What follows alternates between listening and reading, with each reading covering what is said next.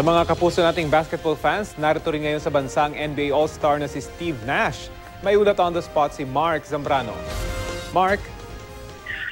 Rafi, kinagulat ni two-time NBA MVP, 8-time NBA All-Star at 7-time All-NBA selection na si Steve Nash. Ang lalim ng kaalaman ng mga Pilipino sa larangan ng basketball.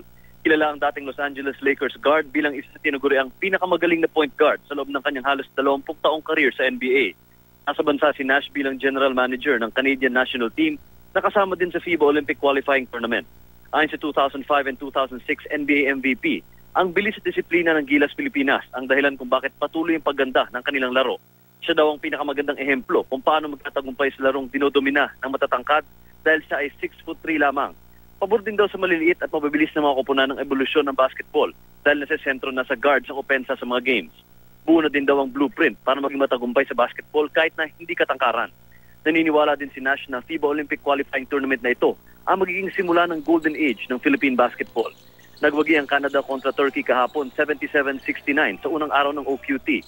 Mamaya makakalaban nila ang Senegal sa first game bago ang laban ng Gilas Pilipinas kontra New Zealand sa main game. Yan muna ang latest mula dito sa Manila. Rafi? Maraming salamat, Mark Zambrano.